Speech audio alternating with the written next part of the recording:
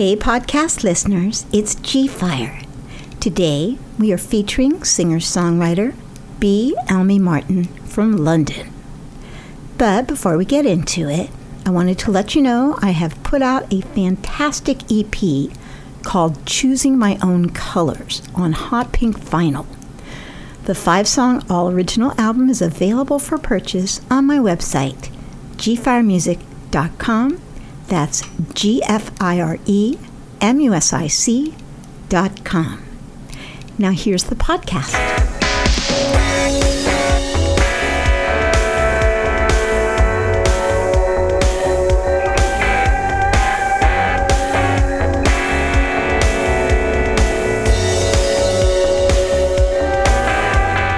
Nice to meet you.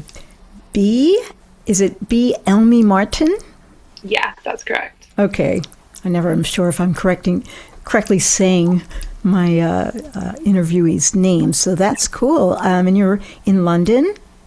I'm in London, in my flat in Peckham, in southeast London. Okay. I've been to London a bunch, actually. Not recently, but I studied singing in Canterbury. Oh, wow. Nice. Whereabouts? Yeah, my teacher had worked with the Canterbury Cathedral choir for like 25 years or something when I went and studied with him. Wow, that's so fun. Yeah. But this is all about you. I don't want to start off with just me. So, okay, so where are you originally from? Are you originally from London? Yeah, I'm from northwest London, so the other side to where I am now. Right, but it's a lot more expensive, isn't it, in Northwest than it is in Southeast? Yeah, I guess. I think when my parents moved there, it was still kind of coming up. Okay. I was brought up on a lovely road with a huge garden, and it was the downstairs flat. And I lived there for like my whole life, and then we moved like around the corner. I went to my local state school. And yeah, it was a place called Kensal Rise, and I loved it. I go back sometimes because all my friends still live around that area. Okay. And then what got you into being a singer-songwriter? I've always written. I started singing a lot at school, and I was really urged on by my music teachers. They were really, really great. And there was one in particular called Ben, and he would come around every week because he made friends with my parents. And he would teach me how to play guitar, piano. And then it kind of came out that I'd been singing in my room. And he was like, do you want to sing? Like, do you want to maybe play the school concert? And I remember singing to him. And the first time I ever sang to him, I was so shy that I hid behind the sofa and I let them listen from like the other end of the room, but I like wouldn't let them see me, so I was like hid behind this sofa singing to them, and then it kind of went from there, and I did some school concerts, and it was great. And how old were you? Like, I was, oh my god, how old was I? I think about 7. Okay, so you really started at age 7. Yeah. And just kept going after that. Yeah. I can't say the songs that I was writing at that age were any good, but I was trying. I don't think any of us are going to sing the songs we wrote when we were in elementary school. Yeah, true. I mean, yeah. My first song was called Purple, and it was just about how much I love the color purple. And when you're 7, that totally makes sense. Yeah, exactly. I had no other issues. It was just that. You could sing about purple. You could sing about, I don't know, a movie or TV show or your dolls. Exactly. But so you simultaneously learned how to play guitar, piano, sing, and write songs pretty much early on. Yeah, quite early. And it was kind of just all around me. My parents weren't musicians, but they were like music heads. They were so obsessed with music. It was just always in the background. It was like there was always a soundtrack to whatever activities I was doing. And they would also go to music festivals, which we did from like when we were babies. They'd get us on their backs and we'd like bop around. So yeah, I think it was always like in me, and I always knew that feeling came above everything, kind of thing. It was like I was led by sound, and so yeah, having good music teachers was just kind of that push that I needed to really like let it out and be able to perform, and yeah, just like express myself. So how long have you been doing it professionally? For like 5 years now, I think. I released Blue Escape when I was 19 or 20 in 2020. And yeah, just been releasing EPs and my first album this year. But yeah, 5 years. About 5 years. Do you have a day job in addition to doing your music? Yes, I'm a chef as well. Oh, you're a chef. Yeah. That's interesting. Are you a traditional chef? I've done some traditional like lessons. I did some lessons at Cordon Bleu. Right. That's what I was thinking, the good French training. Yeah. I was actually watching a film that mentioned Cordon Bleu last night called Julia and Juliet. Julia and Julie. That's it. Or yeah. Julia and Julie. I forget which one comes first, but yes. Yeah. With Meryl Streep. She's so good. Oh, it's a great movie. It's just so uplifting. I needed a bit of that. Yeah. So yeah, I've done a lot of chefing, and I'm working at an Italian restaurant right now.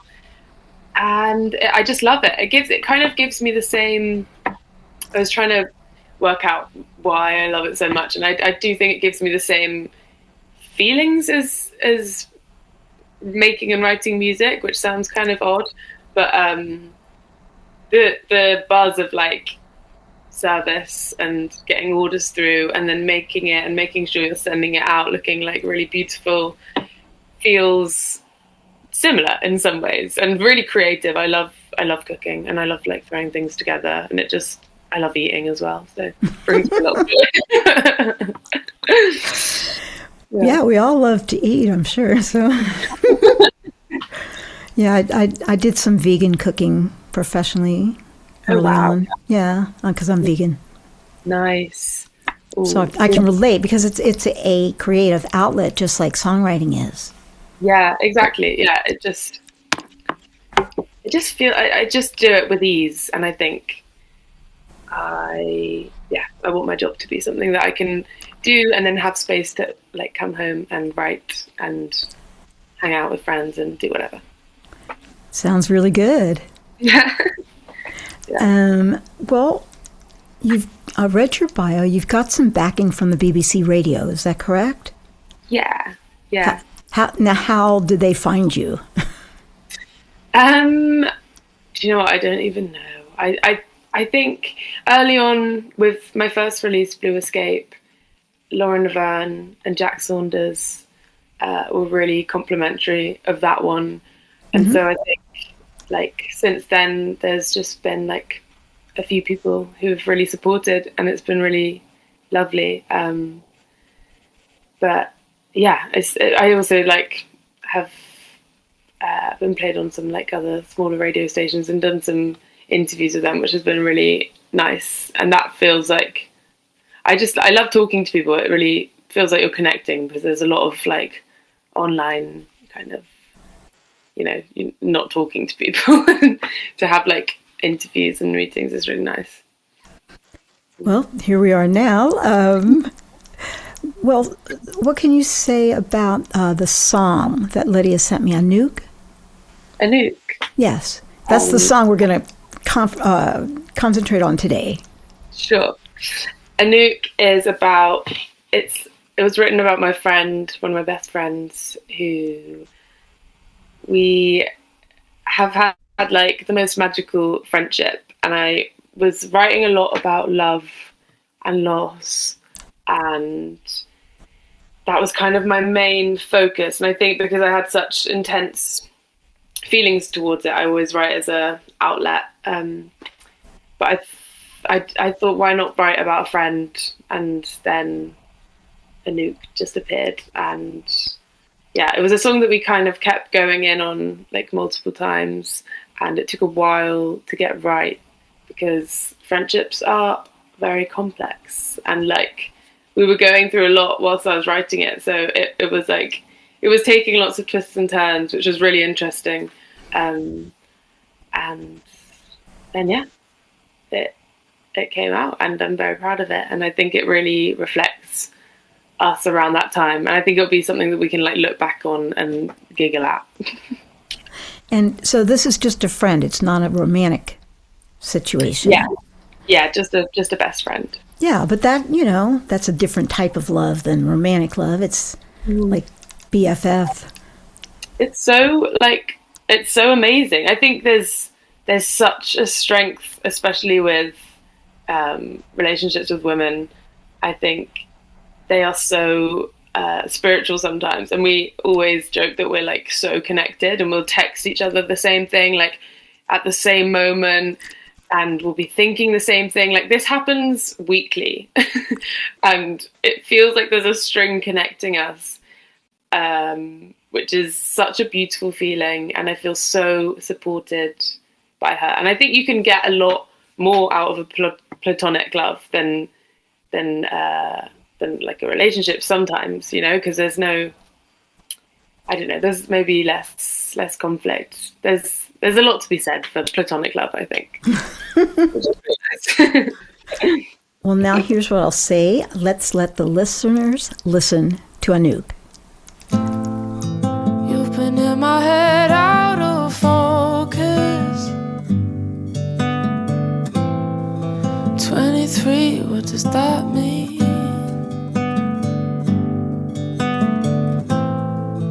I've been looking around for a purpose.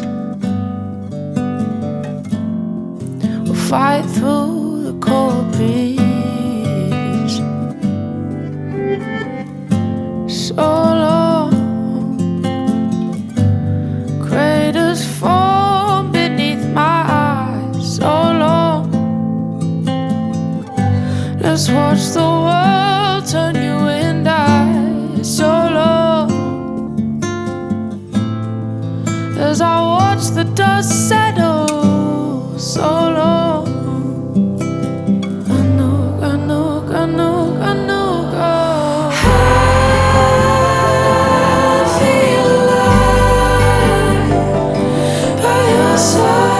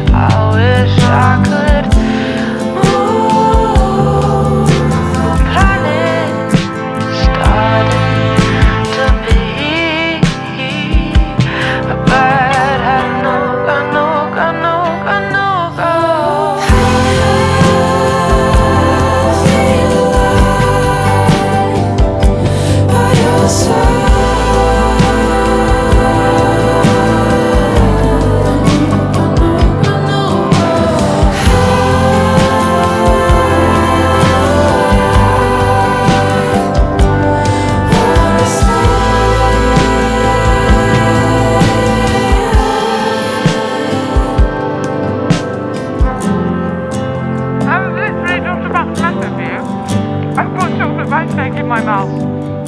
And because I dreamt about you last night, and I've been thinking about you all morning. And then there you were. You messaged me. Happens every fucking time, that. Spooky.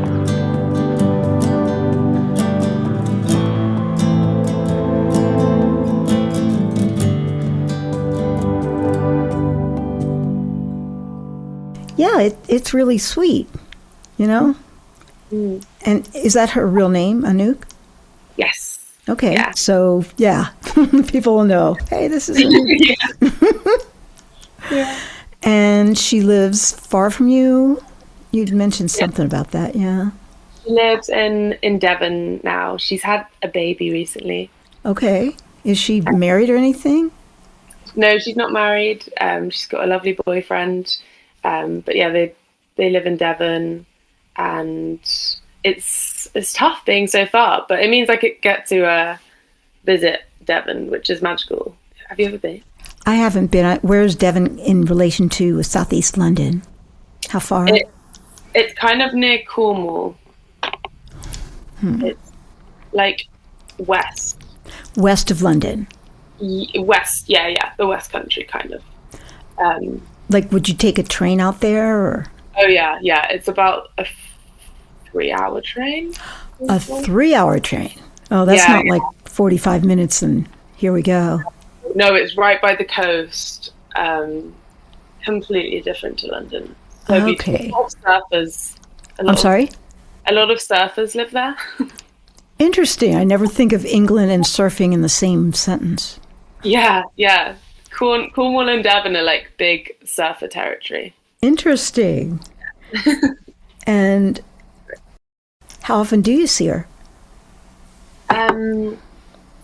We see each other every few months now. Mm-hmm. And Will you go and spend a whole weekend or?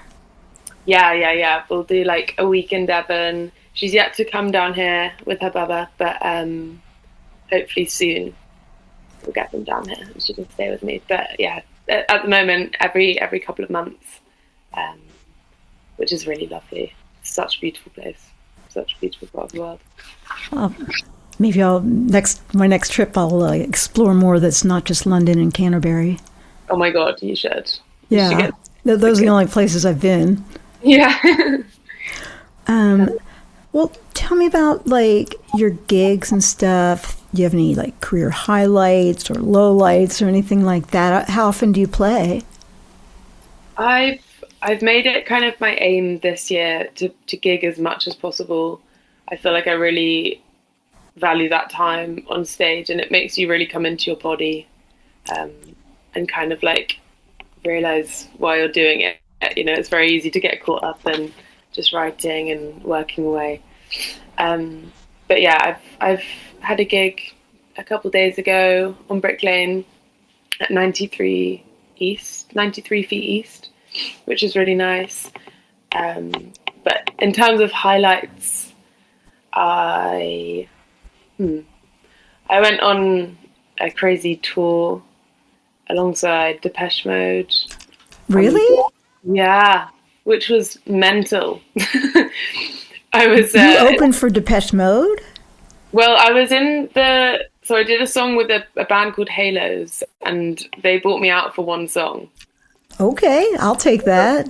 Yeah, so I was singing on one song, which was great because I didn't feel that nervous. Yeah. It was like, you know, I could kind of chill before and then just know that I was coming out for one song. So it was great, like a great intro to, well, stadiums. And we did like a quarter of the European tour. So we went all around like Italy and Austria and Bucharest. But yeah, so that was a huge highlight. And I guess so. They're one of my favorite bands. Are they? Oh. Yes, I finally saw them a couple years ago. Did you? Whereabouts? I'm in Austin, Texas, so there's a place called the Moody Theater. It's like the go-to venue for big acts like Lady Gaga and The Cure. And Okay. yeah, so I saw them in a huge venue in Austin. It was amazing. They are so good live, and honestly, every single show They bring it. They bring the energy, and I don't know how they do it. Like that yeah, it's crazy. Some people are built like that. They really are. And the tour went on and on after we left. It went on, I think, for the following year. They just kept going. I know. It's nuts. But I mean, their songs are so great. So you can see, well, they wouldn't mind singing those same awesome songs. Exactly. Yeah, I wouldn't mind. Yeah, there is that problem, though, because you probably know, like, after a while, you're like, I need to write something else. I'm tired of singing this one or that one. Yeah, for sure. I think also it kind of, for me anyway, sometimes I'll always love the songs that I've written, but it's for a certain time in your life. And performing a song that you've kind of like freshly written is slightly more potent. It feels a lot more like present and within you in that moment. So that can be really nice to move on and be like, this is where I'm at right now. Be really honest with the audience, I guess. That's cool. Are there good places to play in London itself?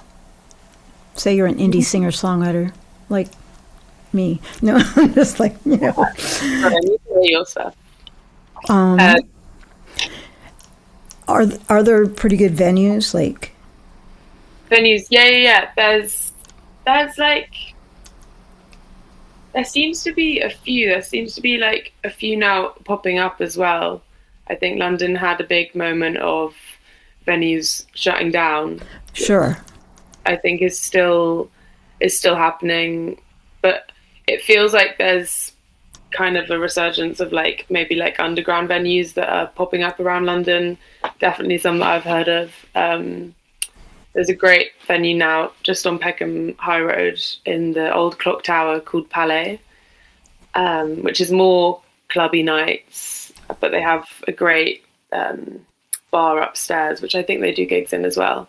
But things like that, I've heard a few things of that like popping up around London, which is amazing. So yeah, for sure. There's also the Windmill in Brixton. Okay, I've definitely been to Brixton. Yeah. Oh, really? Oh, yeah. Yeah. It's, the Windmill's great, and every band that comes out of there, they do like a residency. Seems to just go like insane, which is so cool. Yeah. And have you played any of these clubs yet? Not yet. Palais is really new, and the Windmill not yet. I've just gone and enjoyed myself there. But yeah, maybe one day. It's on your list. It's on my list for sure. What do you do as far as building a fan base? Do you have like a lot of fans on different platforms, or what's your go-to sort of situation for interacting with fans, building up your fan base, that sort of thing? I just try to really connect with anyone that reaches out, and so I try to be as authentic as I can possibly be on social media. But I think as musicians, we're all getting there. It's quite a hard thing to deal with, the social media part of it. But I do love when people message me like over that, and we just really like talk about the songs, and it's special because like a lot of the songs mean so much to other people, which I didn't expect. It's kind of amazing. So having like those conversations with people who really connect with certain songs is super interesting and really lovely. And are you mostly on like Instagram, Facebook, TikTok, something else? Yeah, mostly Instagram, trying to keep them all afloat. But yeah, mostly Instagram and Facebook. Do you have any plugs? Like, where can people find out about you? Do you have, well, definitely what's your handle on Instagram? My Instagram handle is just my artist name, which is Bea Elmy Martin. Okay. Which is BeaElmyMartin. I will definitely add you this afternoon. Very good. It's evening there, I know. And then are you on Facebook, same thing? Yeah, Facebook is same thing. TikTok? Yeah, Any same thing. I think it's the same on everything. Same on everything. Yeah. That's good. Yeah. And do you have a website? No, not yet. No website. It's amazing to me because like 10 years ago or whatever, you had to have a website. But then some of the artists I talk to now, it's like social media has taken the place of a website for some people, which... I know. We need to build one. I would love to like have a website or a blog where I can just like chat to people. Yeah, I use Bandzoogle. I had a friend... I got some grant money, and I gave her some money to make a nice website for me that I can update anytime I want. Oh, nice. Yeah, so that's, I would recommend that. If you decide to get a website, use Bandzoogle. Okay, wicked. I'll have a look at that. Yeah, they don't sponsor me or anything. With All some free right. work. Did your subconscious dig up any stories that you want to share?